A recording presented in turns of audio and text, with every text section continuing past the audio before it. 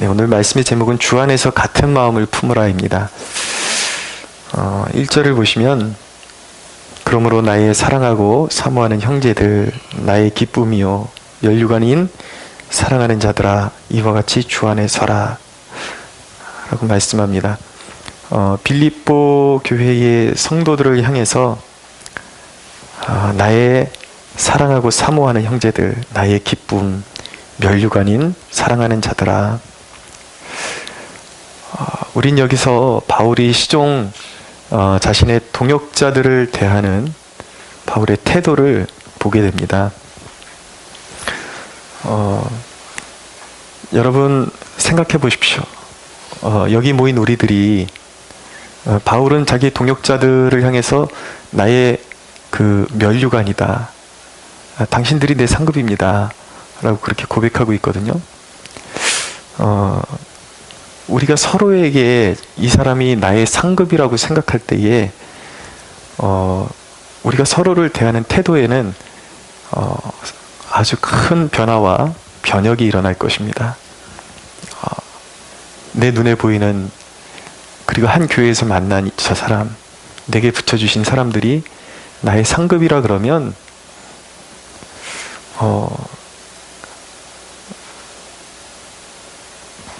나의 관심과 나의 사랑을 그에게 전해주기를 원하고, 어떻게든 힘 닿는 데까지 내가 도울 수 있으면 돕고, 상대를 이렇게 내가 가꿔주기를 원하겠죠. 이것이 바로 그리스도인들의 동역자를 대하는 마인드, 사람을 존중하는 마인드다라는 것을 알게 되는 것입니다.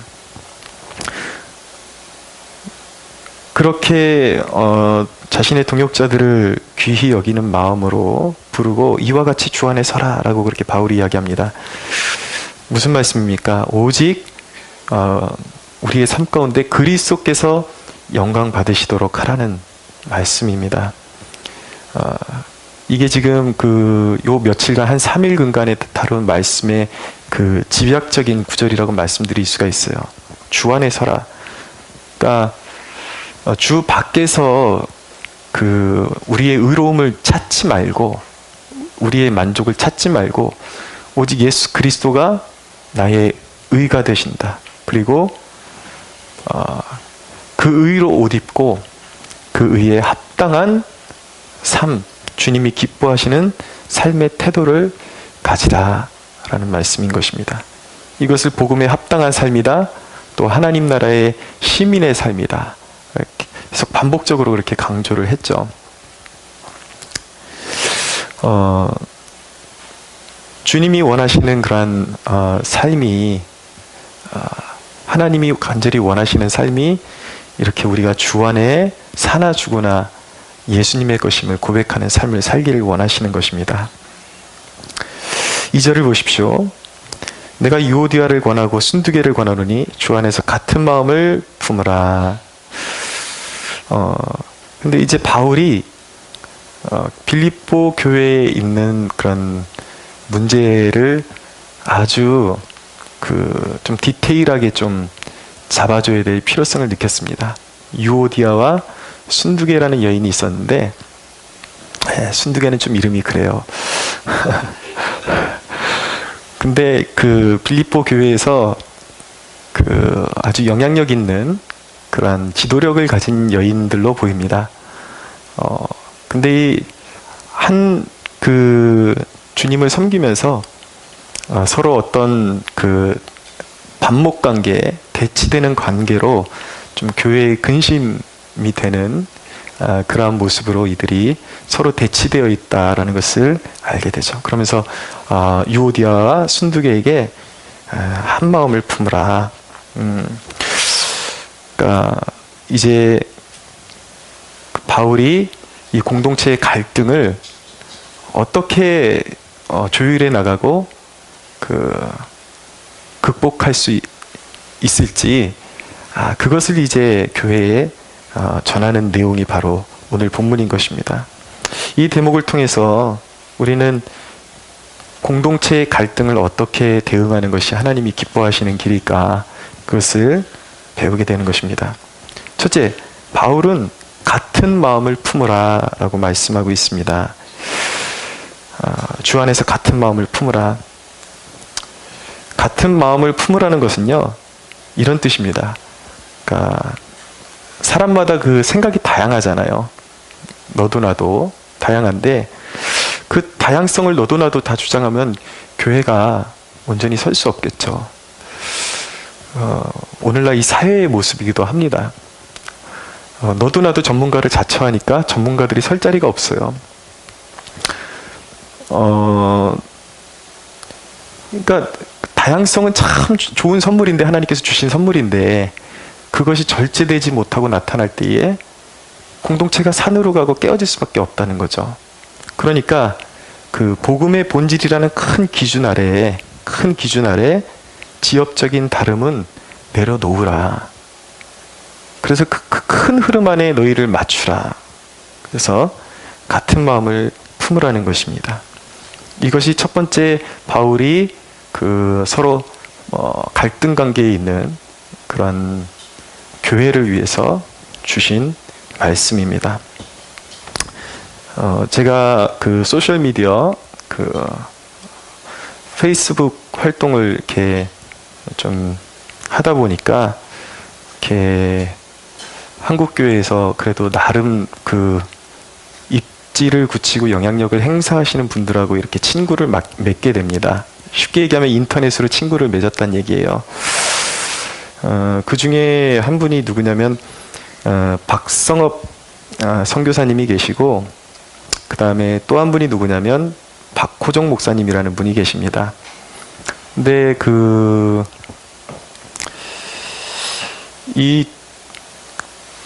박성업 선교사님은 그 미디어, 이런 매체 같은 그 배후에 그 역사하는 그런 어둠의 그런 작용들, 이런 것들을 주로 이렇게 전문적으로 이렇게 강의하시고 그런 일들을 알리시고 있고요. 이 박호정 목사님은 크로스처치라 그래가지고 거기가 이제 K합이라 그럽니다. 한국 기도의 집. 그리고 거기랑 연계된 데가 미국 아이합. 그래가지고 미국에 이제 기도의 집이 있는데, 국제 기도의 집.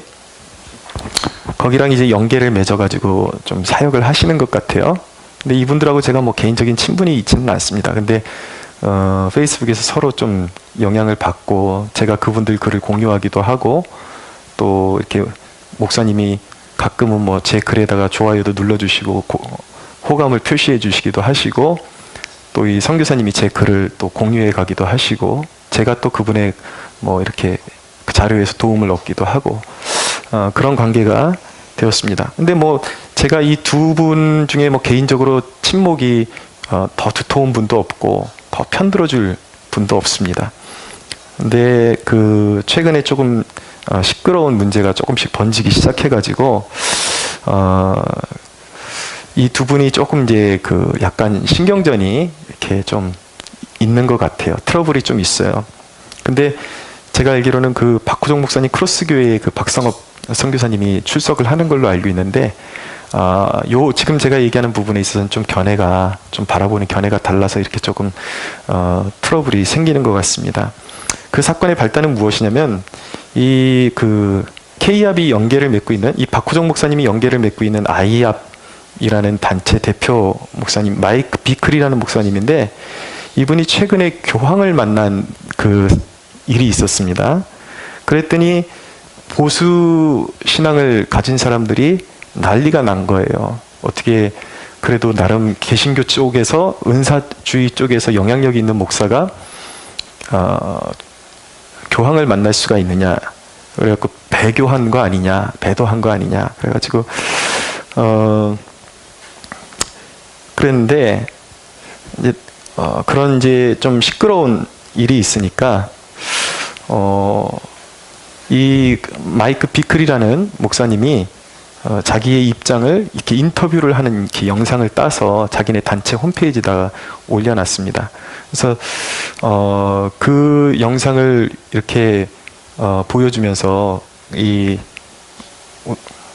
박호정 목사님이, 우리나라의 K합 그 대표하시는 박호정 목사님이 이거 배교 아니다, 뭔가 오해가 있다, 그래서 이제 그 아이합을 두둔하는 쪽으로 이렇게 좀 그림이 비춰지니까 이 박성업 선교사님이 어떻게 교황하고 연합한 아이합 대표를, 아이합을 그렇게 두둔할 수가 있냐 그러면서 이제 좀 신경전을 벌이게 된 것이죠. 근데 제가 그 영상을 좀 봤습니다. 그 교황을 만난 목사님 단체에서 올려놓은 영상을 봤는데, 뭐 여차저차한 건 다 제거하고 결론은 이거예요. 그분이 원하는 건 교황과의 연합이 아니라 서로 다른 각 교파, 캐톨릭을 포함해서 러시아 정교회, 이집트의 콥트, 그리고 여러 그런 우리랑 좀 담쌓고 사는, 개신교와 담쌓고 사는 그런 교회들 가운데도 자기가 이렇게 유의해서 보니까 교회적으로는 문제가 있지만 진짜 은혜로 성령의 성령 체험과 그리고 영적으로 거듭난 사람들이 있다라는 것을 이분이 알게 된 거예요. 근데 아이합이 유명해지면서 캐톨릭에서도 오고 정교회에서도 오고 이렇게 되니까 오는 사람을 마다할 이유는 없잖아요. 그 거듭난 사람들도 이 캐톨릭에 있는 그런 난점들, 잘못된 것들을 점점 이제 깨닫기 시작하고, 또 여기 오면은 더 깊이 깨달을 수가 있으니까 그거를 이제 흔쾌히 수용하기로 한 것이죠. 그래서 이제 그 아이합이라는 단체 에큐메니컬이라는 부서를 이제 신설을 한 것 같아요. 네. 그러니까 에큐메니컬이라는 게 쉽게 얘기하면 뭐냐면 교회 연합운동입니다. 연합운동인데, 그러니까 이제 좀 더 보수 색깔이 진한 사람들은 이 에큐메니컬 운동 자체를 아예 배교로 봅니다. 배도로 본다고요. 근데 제가 객관적으로 봤을 때의 그 아이합 대표가 교황을 만나고 교황에게 엎드렸다 그러면 저는 뒤도 안 돌아보죠. 근데 그 영상을 보니까 전혀 그게 아니더라고요. 그게 아니라 그 이상도 아니고 그 이하도 아니고, 이 목사님은 교파가 달라도 그 교파에 심각한 문제가 있어도 정말 예수님 한 분 사랑하고 하나님 말씀대로 살기를 원하고 자기네 그 단체에 와서 은혜 받기를 원하는 사람들이라면 당연히 교류할 생각이 있다라고 선언을 한 건데, 그걸 어떻게 지금 좀 너무 자기네들 기준으로 이해를 하고 좀 이렇게 그거를 두둔한다는 이유로 박호종 목사님하고 이렇게 좀 트러블이 계속 좀 생기는 것 같아요. 여러분, 이 에큐메니컬 운동이라는 게 뭐냐면요, 소위 진짜 아주 보수 계층에서는 WCC라는 그 명칭으로 알려져 있습니다. WCC가 뭐냐면 세계 교회 협의회를 말하는 거예요. 이 교회 연합 운동인데, 그 WCC 산하에서 이루어지는 교회 일치 운동을 에큐메니컬이다, 그렇게 이야기하는 것입니다. 근데 그 에큐메니컬 운동이 정말 그들이 말하는 예수 외에도 구원의 길이 있다고 노골적으로 얘기했는가? 그리고 모든 종교가, 기독교나 모든 종교가 다 똑같다, 다 구원의 길이 있다라고 그렇게 노골적으로 얘기했는가? 그거는 많은 그런 어떤 그런 인터넷상에 떠도는 그런 왜곡된 그런 정보들이 많이 유입된 것 같습니다. 자, 에큐메니컬 운동에 구체적으로 하는 일이 뭐냐면, 첫째가 선교 협력이에요. 그 교파가 다른. 그리고 집제일치라는 것이 있습니다. 집제일치. 뭐냐면 성만찬이나 이런 그런 직분에 대한 그런 일치를 이루어가는 건데, 그것도 보면은 완전한 그런 일치가 아니라 그 교파별로의 다양성을 인정해주는 쪽으로 그렇게 이야기가 되고 있습니다. 그리고 그들의 그 에큐메니컬 운동의 또 하나의 핵심적인 사안이 뭐냐면 정의구현이에요. 그래서 여기서 이제 좀 문제가 되는 것입니다. 정의 구현을 하는데 예컨대 이것입니다.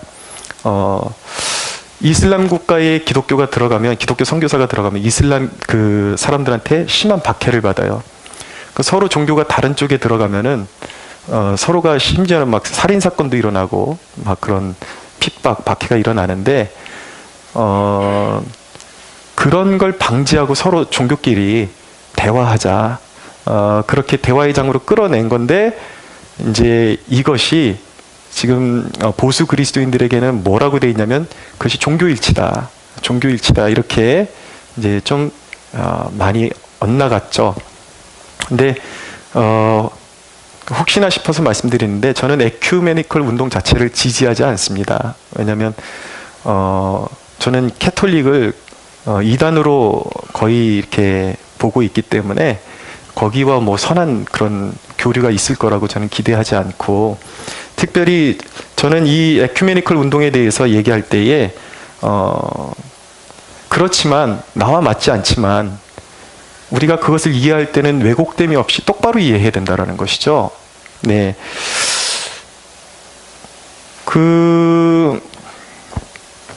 근데 제가 그 에큐메니컬 운동을 찬성하지 않는 이유는 취지는 좋은 것 같아요. 그러니까 서로 다른 교파가 모여서 선교 활동을 하자, 뭐 좋아 보이지만 보세요. 캐톨릭은 이미 그 구원의 교리 쪽으로 오염될 대로 오염돼 있는데 거기서 협의를 이루어 가지고 같이 선교 활동을 하고 그 사람들이 캐톨릭으로 유입됐을 때에 그 사람들을 사실 어떻게 보면 사지로 몰아내는 것과 같은 효과를 내는 것이죠. 그러니까 저는 절대 그거에 대해서 동의할 수가 없는 것입니다. 그렇지만 이 부분은 명확해야 되는 거예요. 그럼 지금 노골적으로 에큐메니컬 운동 측에서 예수 외에도 다른 구원이 있다라고 말했느냐? 그리고 진짜 모든 종교가 다 똑같다라고 말했느냐? 요거는 좀 짚고 넘어가야 돼요. 요거는 많은 오해가 있습니다. 그렇지만 그렇게 종교 간의 대화를 주장하면서 제가 이 운동을 지지하지 않는 이유는 뭐냐면 필요 없는 그런 문을 활짝 열어줘서 개신교회 안에 신학의 부패와 그리고 그런 그 영적인 다원화의 길을 이렇게 열어줄 수 있는 여지가 충분히 있다라는 견지에서 저는 에큐메니컬 운동에 그렇게 호의적이지 않고 저는 반대하는 입장입니다. 그리고 거기에 이제 사회정의를 구현하는 데 있어서 이렇게 가난한 자들을 돕는다 이런 좋은 명목이 있는데, 그리고 나름대로 좋은 취지도 있어요. 뭐냐면 이 사람들이 그 인도의 카스트 제도, 그 신분, 완전히 그 신분이 아예 날 때부터 정해져서 태어나니까 완전히 정말 그 인간 이하의 취급받고 있는 사람들, 그런 사람들을 이제 관심을 가지고 그런 신분제도를 철폐하는 운동에 교회가 앞장서자 이런 취지도 있는데, 궁극적으로 사회 정의를 이루는데 이들의 그 신학 그 사상을 제가 쭉 검토해 보니까 복음적인 그런 접근이라기보다도 해방신학, 지금 그런 어떤 좌파 정치인들이나 좌파 기독교인들이 좀 이렇게 모토로 삼는 그런 정신이 많이 배어 있다라는 것을 제가 보게 되면서 이건 아니다 싶은 생각이 들었습니다. 근데 제가 이 에큐메니컬을 달가워하지 않고 반대하는 것은 사실이지만 문제는 이거예요. 우리 복음주의 진영 가운데 그 에큐메니컬에 몸담고 있는 분들이 계시거든요. 근데 그 사람들을 모두 배교자로 볼 것인가? 이건 굉장히 신중해야 되는 것입니다. 내가 반대한다 그래서, 왜냐면 제가 이 에큐메니컬에 관심을 갖게 된 이유는 무엇이냐면 저는 반대하니까 볼 게 없는데, 제가 문제를 삼는 것은 그 에큐메니컬에 몸담고 있는 복음주의자들이 거기에 몸담고 있는 이유가 한간에 알려져 있는 그 인터넷상에 떠도는 그런 이유하고는 좀 다른 경우가 있습니다. 뭐냐면 사람들은 에큐메니컬 운동에 가담돼 있다 그러면 무조건 교황에게 무릎 꿇은 자들 이렇게 이해를 하거든요. 근데 그것이 아니라 이분들의 취지는 뭐냐면 캐톨릭 안에도 썩을 대로 많이 썩었지만 거기에 진리의 빛이 희미하게 남아있다라는 거예요. 그렇기 때문에 간혹 가다가 그 캐톨릭 안에서도 진짜 회심하는 사람이 이렇게 송송 일어나는 거거든요. 그러니까 이분들의 취지는 뭐냐면, 원래 그래도 이제, 그 초대교회로 가면 뿌리가 같으니까 이 거대한 그 캐톨릭을 다 버리는 것보다, 개혁의 정신을 가진 복음주의자 일학자들이나 목회자들이 거기 참여해서 어떻게 캐톨릭의 어떤 그런 신학적인 그런 개혁을 일으키는데 자기네들이 일조할 수 있지 않을까라는 관심을 가지고 에큐메니컬에 동참하시는 분들이 있어요. 특별히 외국에서 유명한 신학자 중에 존 스토트라든지 존 파이퍼가 아니라 갑자기 생각이 안 나네. 그 유명하신 분이 있는데 하여튼 있습니다. 근데 이런 분들이 대표적인 그런 우리 한간에도 굉장히 잘 알려져 있는 신학자들이 그 에큐메니컬 진영에 들어가 있단 말이에요. 그럼 우리가 그들을 배교자라고 부를 수 있는가? 그들이 거기에 들어가 있는 이유가 한간의 그 떠도는 소문하고 너무 다른 것이 있다라는 것이죠. 여러분, 그리고 에큐메니컬 운동의 그 신학이 캐톨릭의 그 어떤 교황의 주장을 그대로 수용하는 것이 아니라 캐톨릭하고 정교회하고 개신교하고 오순절 교단이 함께 신학의 틀을 구축하면서 캐톨릭 신학을 따르는 게 아니라 에큐메니컬 신학을 따로 구축하고 있는 거예요. 우리가 어떤 사안을 파악할 때, 어떤 사람의 말이 문제가 됐을 때에 그 사람의 말을 다른 사람의 말을 보고 평가를 해야 됩니까? 아니면 그 사람이 뭘 말했는지 직접 들어보는 게 훨씬 유익합니까? 직접 들어봐야 되겠죠. 자, 이게 뭐냐면, 한간에 떠도는 그 인터넷 자료가 아니라 에큐메니컬 운동의 역사상 지금 가장 최근까지 이루어진 신학 사상을 여기다가 에큐메니컬이 지향하는 신학이 무엇인지 여기다 그대로 담아 놓은 거예요. 근데 제가 지금 모르겠습니다. 앞으로 지금 절반 정도 읽었는데 제가 확인했을 때는 노골적인 종교 다원주의에 대해서는 담겨 있지는 않아요. 아직까지는. 분명히 이 사람들도 예수 그리스도가 유일한 구원자라는 것을 인정하고, 그런데 다만 아까 말했던 것들은 해방신학적인 요소, 그리고 종교 간의 협력, 봉사를 위한 협력, 그리고 선교를 원활하게 하고자 하는 그 협력 부분에 가서 자칫 잘못하면 다원화로 갈 수 있는 위험성이 좀 다분하게 있는 것은 맞는 것 같다. 그러니까 이것을 지금 이 말과 여기는 완전히 지금 이제 배도한 집단이다. 여기에 들어가 있는 사람들은 무조건 배도한 사람이다라는 것은, 이거는 이 현실과 너무 좀 엇나가고 좀 동떨어진 그러한 판단이라는 그런 생각이 드는 것입니다. 근데 에큐메니컬 운동에 대한 그 결론을 제가 아직까지 내리는 것은 아니에요. 이것은 이제 이 에큐메니컬 신학이 다원주의 운동이다, 맞다라고 이렇게 쓰신 해설집인데, 이것은 이제 가장 보수적인 교단에서 한 건데, 이것도 한번 읽어보고 정말 내가 놓친 부분에 있어서 다원주의의 영향이 정말 깊게 배어 있는지 제가 한번 더 깊게 좀 숙고를 해보고 여러분들에게 필요한 내용은 다시 말씀드리도록 하겠습니다. 그러나 문제는 뭐냐면, 현실 팩트, 사실은 뭐냐면,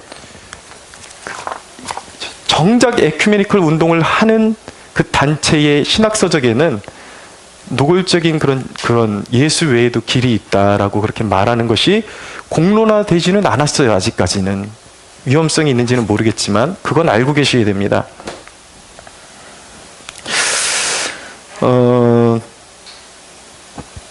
그래서 이런 견지에서 봤을 때에, 물론 이런 견지에서 봤을 때에 제가 보기에는 지금 박성업 선교사님이 너무 쉽게 마이크 비크를 배교로 지금 몰아가고 있다라는 그런 생각을 지울 수가 없습니다. 그리고 박호종 목사님을 굉장히 좀 당혹스럽게 하고 있다.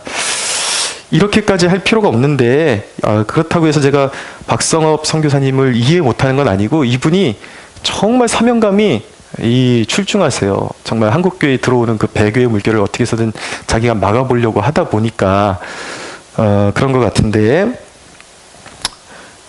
그런데 여러분, 이 배교의 문제는요, 아주 신중하지 않으면 배교에 진정으로 참여하지도 않은 사역단체나 신실한 사역자를 사장시켜 버릴 수가 있습니다. 이게 얼마나 지금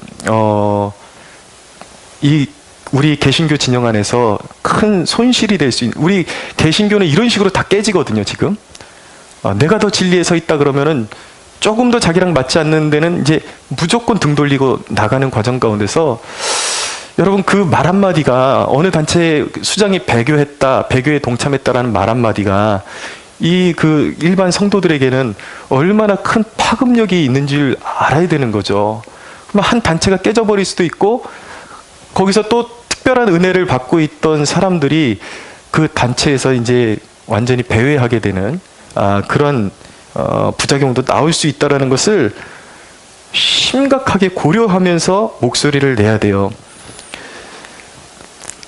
여러분, 보수 진영의 문제는 뭐냐면요, 어떤 그런 상황의 다양성에 관계없이 다양한 그런 어떤 상황의 상황성을 고려하지 않고 자신들이 악으로 선을 그어놓은 그 개념에 관계된 단어만 꺼내도 배도라는 바구니 한 바구니에다가 다 이렇게 넣어버립니다. 이건 아니야, 배도야, 이건 배도야. 여러분, 이렇게 하다 보면은 정말 그 생사람 잡는 수가 있습니다. 굉장히 조심해야 돼요. 여러분, 이런 오해로 점철된 분열의 수혜자는 누구일까요? 결국 힘을 합쳐야 될 그 개신교가, 캐톨릭은 여러분 저렇게 역사가 오래돼도 깨지지를 않아요. 오히려 저렇게 부패한 집단은 철저하게 하나가 돼서 이렇게 서 있는데, 역사가 바뀌고 세월이 흘러도 우리 개신교는 이 사건의 진위도 알아보지도 않고 나랑 조금 의견이 다르다 싶으면 그냥 바로바로 갈려버려요. 이 얼마나 이 분파가 많은지 몰라요. 이것이 얼마나 이것을 통해서 정말 그 기쁨을 누리고, 이런 상황의 수혜자는 누구냐면, 분열의 수혜자는 사실은 사탄밖에 없는 것입니다. 사탄이 좋아할 일이죠. 저는 박성업 선교사님도 제가 그 왕국의 역습이라는 프로그램을 가끔 보긴 하는데 아주 좋은 일을 하세요. 우리나라 청년들이 이렇게 이념적으로 한쪽으로 치우칠 만한 것들을 이분이 이렇게 바르게 잡아주시고, 그래서 굉장히 호감을 가지고 좋아합니다. 그들의 그 열정과 뜨거움 좋아하고, 그래서 이런 사건을 통해서 오히려 그 박성업 선교사님의 그런 목소리를 통해서 우리가 좀 지나치게 그런 이렇게 진리가 아닌 것들에 대해서 오픈하려고 했던 그런 일은 없는지 경각심은 우리가 가졌으면 좋겠는데, 박호정 목사님도 굉장히 그 영향력 있으시고 좋은 사역 하시니까, 이런 영향력 있는 분들이 제 생각에는 서로 그 정확하지 않은 걸 가지고 너무 그것을 몰아치면서 이렇게 배교의 자리로 이끌어가지 말고, 우리가 하나님 나라의 견지에서 서로 하나 되고, 또 각자 주어진 자리에서 계속해서 선한 영향력을 끼쳐갈 수 있는 그런 사역의 분량을 감당하는 축복이 있었으면 좋겠습니다. 왜 신중해야 되는지 오늘 성경이 확인을 해주고 있습니다. 3절을 보세요. 3절. 왜 그렇게 신중해야 되는가? 3절 끝에 보면 그 이름들이 생명책에 있느니라. 자, 유오디아와 순두개가 서로 싸우고 있지만, 다투고 있지만, 하나님 입장에서 볼 때는 이들이 다 어디에 있는가? 생명책에 기록되어 있는 사람들이에요. 왜 우리가 이렇게 배교 같은 걸 이야기할 때 신중해야 되는가? 상대방 교파나 나와 좀 다른 신앙색채를 가지고 있는 사람들한테 신중해야 되는가?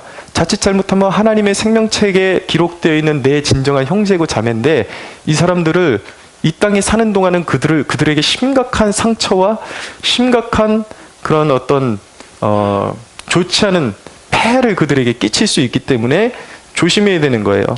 하나님이 우리를 저마다 다르게 지으셨다는 것을 꼭 기억하십시오. 사역의 방향도 달라요. 내 지향점과 다르다고 해서 내가 저 사람 싫으면 생명책에서 저 사람 지워버릴 수 있는 게 아니에요. 유오디아가 순두개를 싫어한다 그래 순두개가 이름 생명책에서 지워지는 게 아니에요. 하나님이 하시는 일이죠. 할렐루야. 여러분, 기독교 역사 가운데 위대한 사도 바울과 베드로도 서로 사이가 별로 좋지 않았습니다. 바울이 노골적으로 베드로를 이제 구박을 하고 막 이런 것도 갈라디아서에 나오거든요. 그럼에도 불구하고 그들은 위대한 사도였습니다. 하나님 나라에 꼭 필요한 사도였습니다. 바울은 이방인의 사도, 베드로는 유대인들을 향한 사도. 하나님이 위대하게 사용하신 사도라고요. 우리를 형제로 연결해 주는 것은 무엇입니까? 그것은 구원의 길로서 그리스도의 절대성을 인정하는 것, 그리고 삶의 지침으로서 성경의 절대성을 인정하는 것, 그리고 오직 하나님께 영광이라는 삶의 거룩성과 방향성이 우리를 형제로 묶어주는 것입니다. 할렐루야. 그러니까 그 외에 좀 차이가 나는 것들은 내려놔라. 그러니까 그 지엽적인 것도 너무 성경에 나오지 않는 쪽으로 이상하게 가면 그것도 이단으로 판명될 수 있어요. 그러나 정상적인 개신교인들 안에서 서로의 다른 모습이 있는데, 지금 제가 말씀드린 이 조건, 복음의 절대 조건만 충족시킨다면 서로의 다름을 일단 좀 내려놓고 그 큰 그림 안에서 복음을 위해서 지향해라, 하나 되라. 이것이 바로 그리스도 예수 안에 있는 하나님의 뜻인 줄로 믿으시기 바랍니다. 자, 이런 갈등을 어떻게 푸는가? 두 번째로, 오히려 복음이라는 큰 그림 안에서 동역자를 도우라고 말씀하고 있습니다. 보십시오. 3절입니다. 또 참으로 나와 멍에를 같이 한 내게 구하노니 복음에 나와 함께 힘쓰던 저 여인들을 돕고 또한 글레멘드와 그 외에 나의 동역자들을 도우라. 그러니까 이 복음의 큰 그림 안에서 서로 반목하지 말고 서로 도울 수 있는 것, 서로 다른 사역이 있다면 서로 그것을 지지해주고 도와서 하나님 나라를 세워갈 수 있는 방향으로 하라는 것입니다. 여러분, 이 빌립보 교회 안에 이런 산발적인 문제가 자꾸 일어나니까 이들이 잃어버린 것이 있었어요. 그것이 무엇이냐면 평안과 기쁨이었습니다. 자, 보십시오. 4절을 같이 읽겠습니다. 4절 시작. 주 안에서 항상 기뻐하라. 내가 다시 말하노니 기뻐하라. 아멘. 왜 자꾸 바울이 기뻐하라고 강조하는지 아시겠습니까? 기쁨을 잃어버렸어요. 왜냐하면 율법주의와 무율법주의의 도전들, 그리고 유오디아와 순두개가 서로 싸워요. 막 이러니까 이게 막 환경에 눌려가지고 교회가 바람잘 날이 없으니까 이 평안을 잃어버렸어요. 기쁨을 잃어버렸어요. 여러분, 우리의 삶 가운데 주변에 자꾸 이렇게 일들이 함몰되잖아요. 영적인 기쁨을 잃어버리게 됩니다.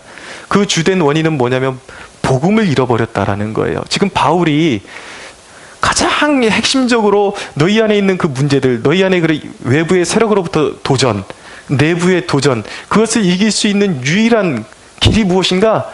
복음의 능력을 회복하라는 것입니다. 복음의 원리를 회복하라는 거예요. 주님을 나의 의로 삼고 서로의 차이보다 공통분모 안에서 그 공통분모를 더 귀중하게 여기면서 주님을 사랑하는 데 온 힘을 쓰라는 것입니다. 할렐루야. 자, 세 번째 처방은 무엇이냐면 서로에게 관용을 나타내라는 것입니다. 5절을 보십시오. 5절 같이 읽겠습니다. 시작. 너희 관용을 모든 사람에게 알게 하라. 주께서 가까우시니라. 아멘. 자, 관용을 나타내야 되는 이유가 뭐냐? 너희가 서로 그러고 있지 말고 서로 될 수 있는 한 관용해야 되는데, 그 이유가 뭐냐면 주께서 가까우시다. 여러분, 우리의 포커스는 다시 오실 주님께 우리의 모든 신앙과 삶이 기쁨이 되어야 하는 것입니다. 주님이 원하시는 것은 뭘까요? 다시 오실 주님이 원하시는 것은, 보기를 원하시는 것은 복음의 전진이에요. 복음이 확장되는 거예요. 사사로운 것 때문에 교회들이 서로 원수 취급하고 마귀 취급하는 걸 원하시는 것이 아니라, 어떻게 해서든 교파가 다를 수 있어요. 오순절도 필요하고 장로교도 있을 수 있는데, 어떻게 해서든 소모적인 싸움을 그치고 협력할 수 있는 부분에 협력하고 지경을 넓혀나가서 아직도 구원의 소망을 갖지 못한 사람들이 주께로 돌아오는 것, 그것이 주님이 보고 싶어 하시는 것입니다. 여러분, 근데 참, 이전에 제가 청년들 몇 명을 데리고 야영을 간 적이 있었더니 참 인간들이 별걸 가지고 다 싸우더라고요. 이 고기 구워 먹으려고 숯 피우면서 숯을 이렇게 뒤집어야 되느냐, 저렇게 뒤집어야 되느냐, 어떻게 하는 게 더 잘 피우느냐, 이거 가지고 서로 싸우고 있어요. 여러분, 주님께 드려야 하는 것은 밥상이지 숯불이 아닙니다. 주님이 원하시는 것은 교회가 불필요한 싸움을 멈추고 인류 구원의 복음에 서로 하나가 되어서 한 목소리로 기도하고 그들을 주께로 이끌어오기를 원하고,